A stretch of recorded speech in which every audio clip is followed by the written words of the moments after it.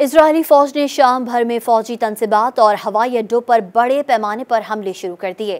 اسرائیلی حملوں میں دارالحکومت دمشق سمیت 3 بڑے ہوائی اڈوں اور دیگر اسٹریٹجک فوجی انفراسٹرکچر کو نشانہ بنایا گیا ہے۔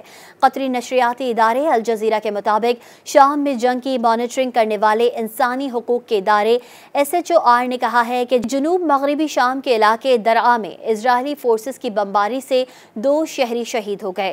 حملوں میں عزرائے شہر میں 12ویں بریگیڈ کو ہدف بنایا گیا۔ اسرائیلی آرمی ریڈیو کو اسرائیلی فورسز کے ذرائع نے بتایا کہ شام میں 250 سے زائد اہداف پر حملے کیے گئے ہیں۔ یہ تاریخ میں شام پر سب سے بڑا حملہ تھا۔ الجزیرہ کے مطابق دمشق اور اس کے اطراف میں دھماکوں کی آوازیں اب بھی سنائی دے رہی ہیں اور شامی شہری خوف زدہ ہو کر گھروں میں محصور ہیں۔ سعودی خبر رساں ادارے العربیہ کے مطابق شام میں 2 سیکیورٹی ذرائع نے بتایا کہ اسرائیل نے شام میں مرکزی فضائی اڈوں پر بمباری کی اور وہاں درجنوں فوجی ہیلی کاپٹرز اور لڑاکا طیاروں کو تباہ کیا۔ اسرائیلی وزیر دفاع یسرائیل کارتس کہہ چکے ہیں کہ ان کی فوج شام کے مختلف حصوں میں بھارتی تصویراتی ہتھیاروں کو تباہ کر دے گی۔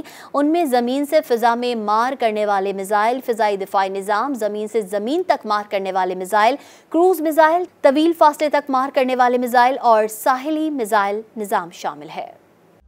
مزید نیوز اپ ڈیٹس اور ڈیجیٹل سٹوریز کے لیے سبسکرائب کریں ڈان نیوز پاکستان۔